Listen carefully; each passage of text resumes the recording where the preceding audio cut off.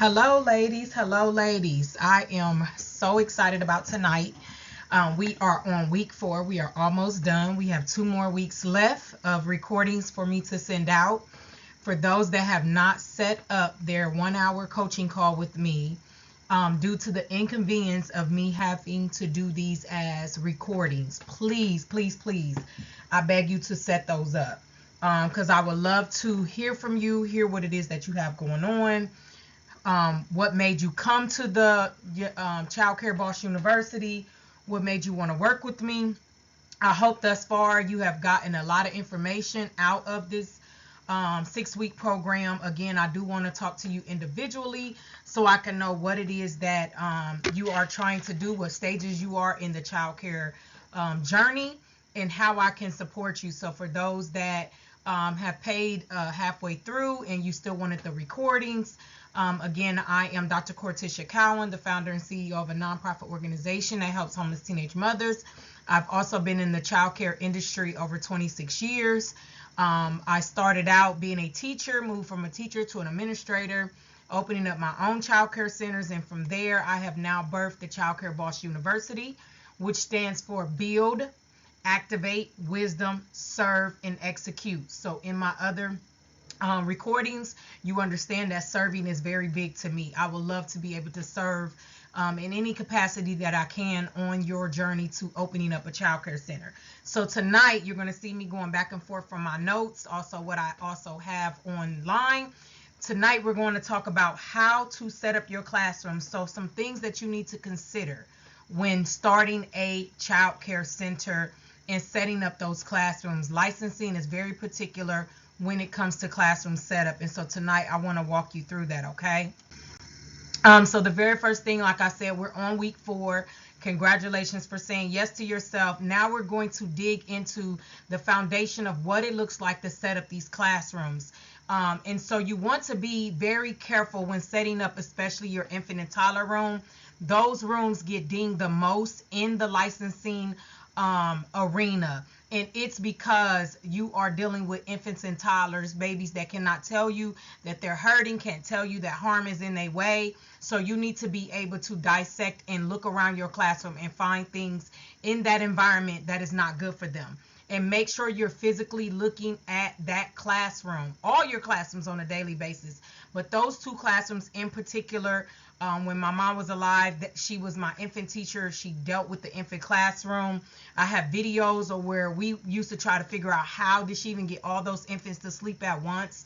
And it's about the environment, okay? So when you're doing these classrooms, I'm telling you, be very particular and be on point when it comes to those infants and toddlers.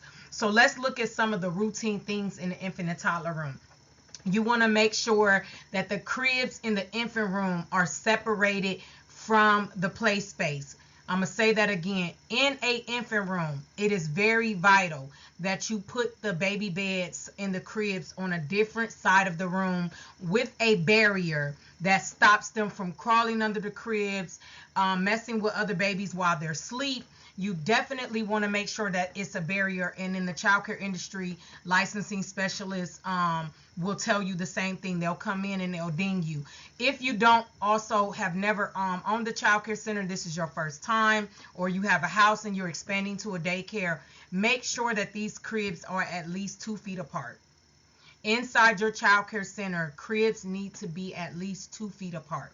So make sure that you understand that. I've never did a classroom with more than 10 infants. In Ohio, the rules is 1 to 5, so that means I only need 2 teachers for that classroom. Sometimes in the summer months, I still allowed interns to come in and get their hours and actually be an extra teacher for those classrooms. But your cribs need to be 2 feet apart, okay? You want them separated. In most of my classrooms, I try my best to also make my changing table, my changing area, if possible, be on the same side as the cribs. Why? You can be grabbing a baby out of the bed and changing them, getting ready to change them before laying them down. I always try to have that barrier as well when it comes to the changing table. In the infant rooms, you also want to keep an eye on the changing table mat if it ever gets cuts or it gets to look really old and look fragile, you can be dinged with licensing. Make sure you also lift that pad up and wash that pad on a daily basis. Clean underneath the pad. You want to make sure that you're keeping your changing area up to par. You want to also make sure in these classrooms you do not have any of the bleach or the cleaning supplies at the reach of the child. I've seen over and over again where classrooms were dinged because you might have set it down for a quick second to put a baby's in a different area, and licensing walks in and you have a bleach bottle sitting on the table, and you could have really literally just set it down to move the baby and you were about to go back and finish cleaning the table down from where they may have eaten lunch. You want to please make sure that you keep those out of the reach at children of all time. It's very easy to do. I've done it myself where I had to hurry up and grab it back and be like, oh my God, I forgot, and set it down, or I was trying to do something really quick. So you don't do it on purpose, but it does happen. So I always tell people, my new is, what will licensing do? Always make sure that the bleach bottle is in hand. If it's not in your hand, it's above you, okay? Not in your hand, it's above you. That's what I tell all of the people that I work with on opening up their child care centers. Another thing, you want to make sure that there's at least 5 toys in every area. So we're going to talk about some of the areas that are the most important. Every classroom should still have these areas, even if it's an infant room, because infants can have what we call a home living space, where you just have like soft bears, soft baby dolls, soft food, little things that they can put in their mouth. So I always make, the best thing to do is just to make each one of my classrooms all have the same thing, okay? So when you get to setting these classrooms up, that's what we're about to talk about. I want you to think about the 5 areas, about at least 5 areas that you got to have in your classroom. So when you are setting these classrooms up, okay, you want to make sure that the floor plan is considered and designed for age appropriate. So even though every last one of the classrooms should still have the same areas, you want to make sure that those classrooms are age appropriate, that they're set up age appropriate, okay? So age appropriate would be things like the home living. I just said each room should have a home living space. That's where you get like maybe a little kitchenette set. You could put a little couch in a home living area. So but you want to make the furniture age appropriate. So even if you do like a couch, I love my school age room when it comes to the home living area, because you could be a little more creative. So like, even if I didn't have a window in my school age class, I would take and put a curtain rod up and put 2 curtains on it, and then like bring them like branch them over to make it look like a fake window, and then inside the window I will allow the students to like draw pictures or draw something of like outside, and then we put it in the fake window. So you can go a little above and beyond when it comes to the school age class. You can even buy a actual real love seat or couch to put in that home living area, a real television. So you can be a little more creative when you're doing the school age class.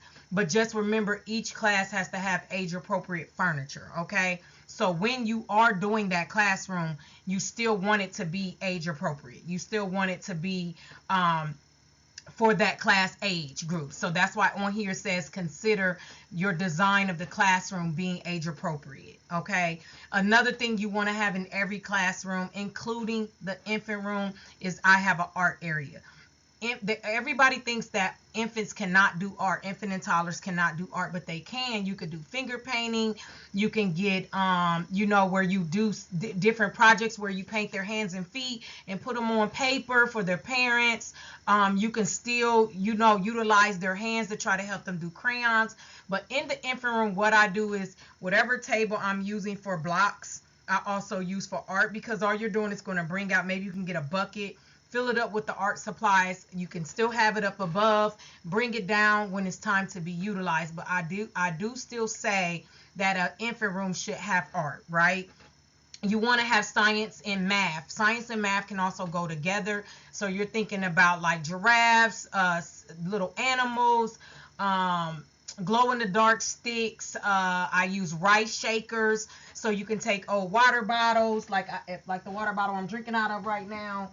I don't know where it just went. Here it go. I could take this and fill it up with rice, put the lid on it, take the lid down, and you literally could take the paper off of this, and it's blue, so that's kind of neat, and turn it into a rice shaker. You can do rice shakers in infant rooms. You can do them in all age classrooms. Actually, the school agers love making the rice shakers so that I will have extras when I need them for the infant room. You don't have to just use rice. You can use macaroni noodles.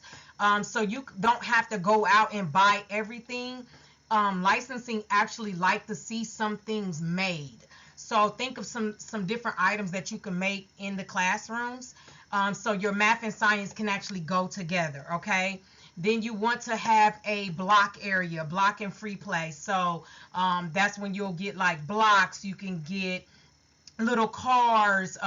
You can get the little rugs that have the car, what I'm trying to say, like the map on it for the cars to be able to play. So even though you make like a little square area for your blocks, you can actually buy a rug that match that area. So you can say, okay, this stuff goes on the shelf, but it comes down to be utilized, especially in a school age room. I use a lot of shelving and put their toys so that they can put their toys away instead of always having them out. I also do that in the preschool room just to teach them how to bring their toys out and put their toys away. Infant and toddler room, I kind of leave them on the shelves and they can grab them at any time that they need to, but you have that at your leisure, okay, to make sure that you could do infant and toddlers as well.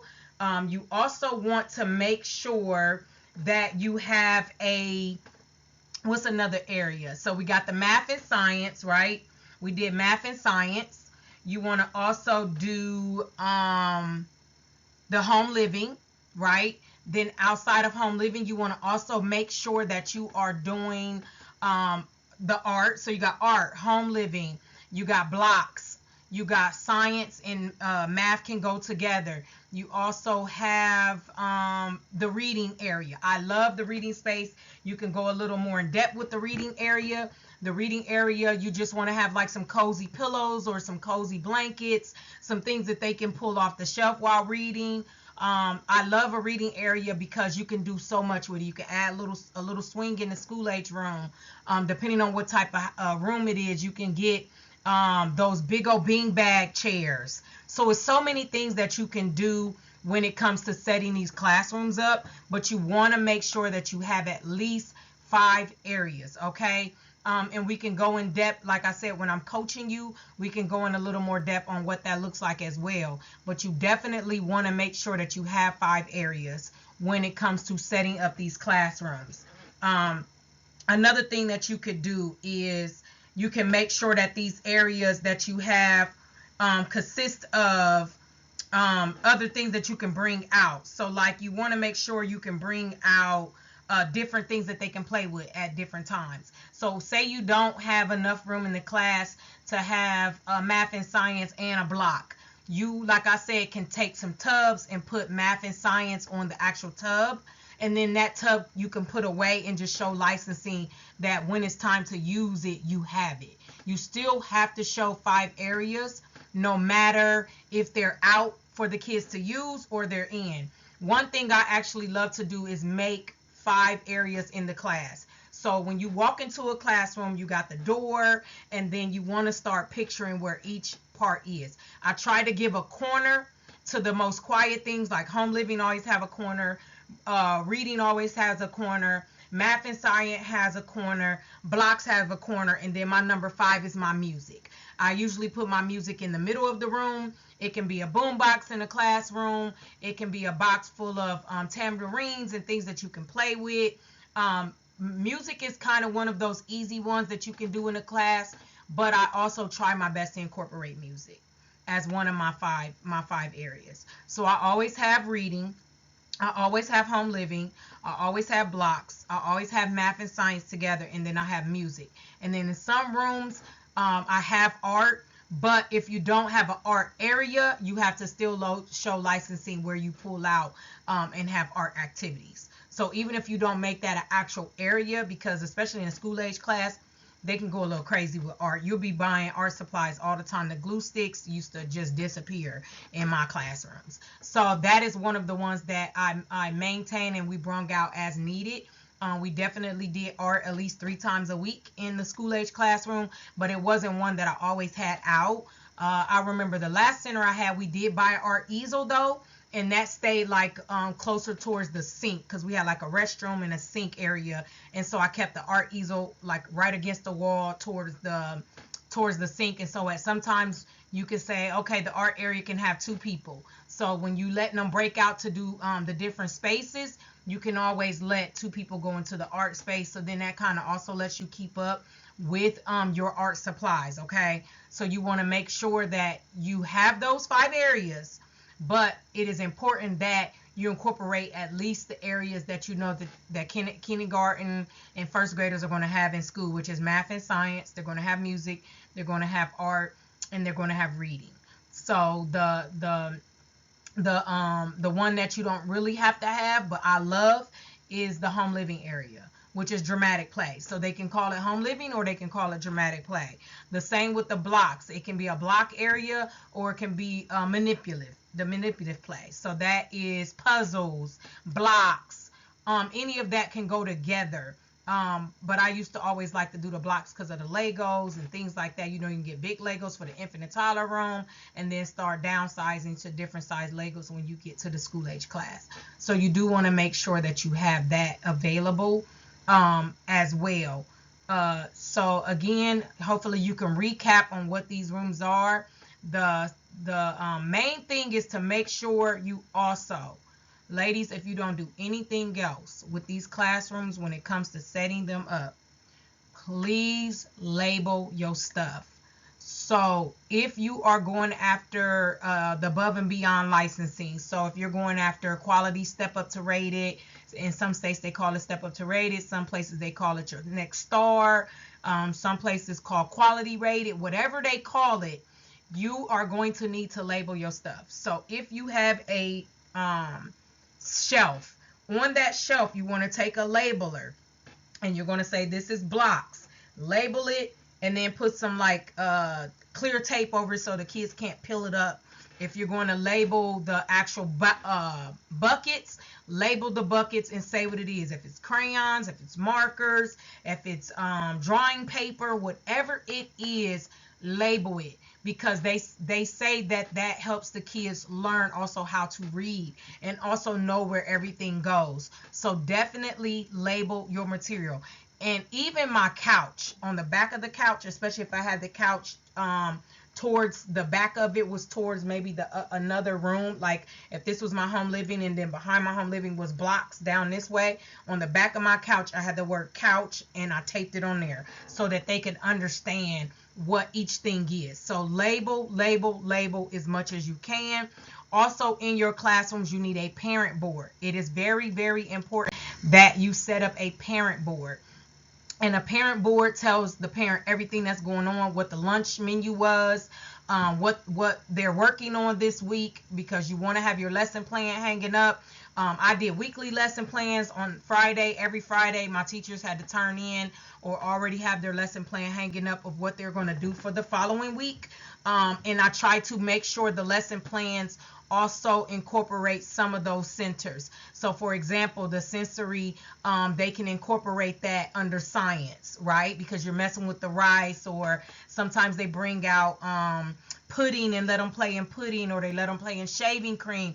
Certain different materials they can actually incorporate into their lesson plans. So we'll talk more about that as well. But you want to make sure that there's a parent board in each classroom. And then you also want a display board of their birthdays. Then you want a display board of artwork. So when they're doing art, you want to be able to display it. So I try to go with the seasons, or I try to go with the theme. So if it's Valentine's Day, we'll do a Valentine's Day art project. We'll hang it up. Everybody does Dr. Seuss birthday, so you can do Dr. Seuss art projects and hang those up. So just either go with the themes, go with the seasons, or go with the holidays. But you always want to display the kids' art, and that's from infant all the way to your school age classroom. Making sure that your outdoor play space, we're going to talk about that for a second. The outdoor play space needs to have a few things. I tell people, don't rush out here and start getting equipment that the kids can play on, like jungle gyms and things like that, because the more equipment you have, the more risk you have on your playground. So a regular black tarp playground with jump ropes and balls and bikes is number one. Number two is you can go with mulch, or you can go with the tire mulch, but then you have to have a certain amount of mulch. It has to be 1/4, 2/4, depending on your state. So if you're going to start adding those type of things, you have to make sure that it's up to code. If you do a grass area, which is always safe, you just have to have it cut, and it has to be free of debris, sticks and things like that. And then you also want to do, in most states, I haven't seen a state yet that does not make you do what we call a playground report. I did mine's weekly. If I couldn't send a staff out to do it, I personally did it myself. Even though you may not be the director, if you're just the owner, you still need to play a role. And so even before I was the director of my center, I still came into my center almost on a daily basis, okay? And I made sure that that playground safety checklist was done every week. So basically, it's a checklist that licensing has. You can usually print it off on their website, because they're going to ask you for your safety and playground inspection when they come. So even though it say maybe you got to do it 2 times a year or 4 times a year, I did mine every single week. And that's because I wanted to clean up on the playground. I wanted to make sure there was no broken toys. I wanted to make sure that there's no materials or hazard things that can mess with the kids, especially if you have a playground in a busy area. You don't know what people is throwing into your playground. So you want to make sure you look at that playground every single week. I did. I think you can. I believe in you. I know that you can. If you want to stay safe and you want to keep your licensing compliance numbers down, please pay attention to your playground, okay? That outdoor play space is, you're taking other people's kids out to play, and you want to make sure that you are minimizing your incident reports as much as possible. The same with your classrooms. You want to make sure you are minimizing the risk in those classrooms. Staying up on the cleaning supplies, making sure furniture is not broken or cracked or messed up, making sure that you have all of the plugs into the outlets, making sure the toys are cleaned every Friday. Let's talk about that for a second. Every single night we cleaned our infant toys and left them out to dry, because the infant room, what? They put everything in their mouth. If you're not going to do every night like we did, then every time a baby puts a toy in their mouth in the infant and toddler room and they stop playing with that thing, we automatically put it in the sink to make sure it goes to be clean for that night. So if you're not going to clean toys every day, then at least put them out of sight. So if a baby puts that toy in the mouth, as soon as that baby's done playing with that toy, put that toy away to be disinfected so that another baby doesn't pick it up. If you want to keep down on those communicable diseases, especially foot, mouth, and hand disease, please, please, please stay on top of cleaning your toys, especially in that infant and toddler room. I never had that disease in my center, but I know of some centers that it took them forever to get rid of it. Do you understand? That hand, foot, and mouth is hard to get rid of. It's very contagious. So keep those things in mind when you're cleaning up these classrooms. Every Friday, when you are about to close and it's getting down to the wires of what your closeout checklist look, you should have a checklist for what it looks like to close the center on a daily basis, and then what it looks like when you're closing it on a Friday. Those toys need to be soaked, sanitized, and air dried. Soaked, sanitized, and air dried. That's what we did on Fridays. So right before the last set of staff leave, we're already starting to soak, sanitize, and air dry. Then the person that comes in on Monday morning, they usually come in 30 minutes before their scheduled shift, so they'll have time to put those toys back into their rightful places before the first child arrives, okay? So you definitely want to make sure that everything that's on here every single week. I also send you the notes of what I put on these PowerPoint presentations. If you ever have any questions, please email me back or call me, text me, text my team, so we can help you understand what this is. And again, if you choose us as a if you choose me as your business coach to walk you through this, my platinum program, I walk you from the beginning to the end of opening your child care center. And then there's just an additional fee to fly me out and to put me up in a room and board for I can help you open the center up. So once you got the center, you bought all the stuff, you want to set these classrooms and stuff up, I also fly out to do that or come to you if you're local.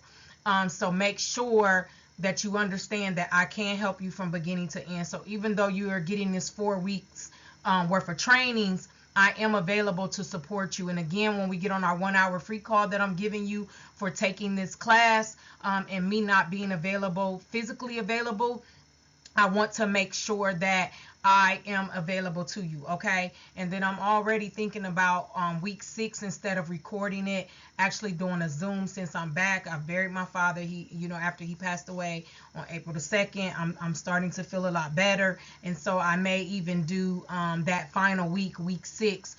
You've been able to go through all of this and see everything, and then put you guys on a call on week 6, just depending on everybody's schedule. I know that we had it set up for Wednesday, so that's why it's been my goal to record by every Wednesday and to get this out to you. But again, I still want to give you guys your free 1 hour coaching call with me. So if you have not set that up, please set it up. Again, all these PowerPoint presentations that you see, where you see the Childcare Boss information on these pictures, I have done those myself using AI. So I teach more than just how to set your childcare center up now. Now that we have all this new technology and this new stuff, I've learned it, and I'm able to help you navigate so that you can become the best of the best when you become a childcare owner. So again, this week was teaching you what the importance is of setting up these classrooms, okay, ladies? And I hope that you're getting out of this what you expected. And again, like I said, I want to do my 1 hour coaching call with each one of you so that we can walk through what each one of these steps were, and then where you are in your childcare journey and where you are in the process. But again, I'm here to help you from beginning to end if you will allow me, if you want to take me on for that. Again, I still have a shelter for homeless teenage moms, so I'm definitely very, very busy, but I make time for my clients. And when you hire us as a consultant for the childcare center, you get me. So you're not hiring the childcare consultant team or the Childcare Boss University, and you're going to get somebody else. No, most of my team are behind the scenes. They're sending you these emails, they're sending you these notes, they're making sure it's uploaded onto my YouTube channel so that you can get that. You are definitely getting me when you are opening up these childcare centers. Why? I've been in the industry so long, and I know what it feels like to try to get out here and swim with a bunch of people in an industry you knew nothing about. Like I said, I started in this industry when I was like 20 something years old. I got in my first daycare center as a teacher. I was literally 20, just moved here, moved to Columbus, Ohio from Lima, Ohio, small town, didn't know anybody. So I got into the industry because I didn't want my kids to just be with anybody. So literally, I'll be 44 this year. That tells you how long I've literally, truly been touching childcare. I was 20 years old. Okay. So again, I am here to support you and guide you through this process. And I don't take it lightly that you chose me. I don't take it lightly that this was a divine moment for you and I to even meet. And I want you to become a childcare boss, okay? I want you to learn how to build. I want you to activate. I want you to have the wisdom in this industry. I want you to learn how to serve your families, serve your staff, serve your community, and serve your actual personal family. And then serve yourself by filling your cup back up on a weekly basis or a daily basis. I want to be able to teach you that and help you engage properly in how to be successful when it comes to opening up a childcare center. So today we dove into the inspiration of setting up the foundation of a successful childcare center using the classroom. The classrooms are very important because the more you create, the more you plan, the more you pay attention to the safety, the more you engage, and the more you foster in a beautiful environment, the better success you'll have for this childcare center. So I hope and pray that you are getting out of this recordings what you would have gotten even if we were live together every single week. But again, if you have not scheduled your class, if you have not scheduled your 1 hour coaching call with me, please schedule it. I don't want to miss you. It was only a couple of you guys that signed up for the April class. And so it's enough time for me to be able to schedule you all out. So again, God bless you. Thank you so much for choosing me. Thank you so much for being a part of the Childcare Boss Tribe. Again, these 30-minute sessions that we have, my goal is to come to you and bring you everything that you're supposed to be getting out of that week. And so this week we dove into how to set up a childcare center. I'm going to send you some drawings on how to set up a childcare center. Like some of the classrooms that I've had. I can put some pictures. I'm going to also put some more pictures on my TikTok this week. Those pictures that I put up this week are from my actual personal childcare centers. Okay, I'm doing something unique and different for 2024 in the childcare industry. I'm supporting a really good friend of mine, and we're about to bring out something that the childcare industry has not seen before, not in the African American arena. Let's just say that. I've seen it in different cultures, but in our culture, we have not been bold enough yet to do something that we're about to do here in Atlanta, Georgia. So again, thank you so much for entrusting me to support you. I am here to guide you and help you. I'm going to be making sure you get this recording, you get the notes, and then also I'm going to be sending you information on classroom setups so that you'll get it. Another place I'm going to tell you to go to is Discount School Supplies. I love going on there because you can make an account and then you can do each classroom. Everything you put in the cart, you'll know the price, print it off, and then delete it, and then do the toddler room, then do the preschool room, then do the school age room. And you will know exactly how much it will cost if you had to buy this straight out. Without getting donations or people to support you. Again, if you hire me as a consultant, your coach, I'm going to give you some of the nuggets that I used on getting people to help me fill up my classrooms. Okay, so again, thank you so much. I hope you enjoyed this training. And if you have any questions, please do not hesitate to email me. God bless you, and you ladies have a good night. Thank you.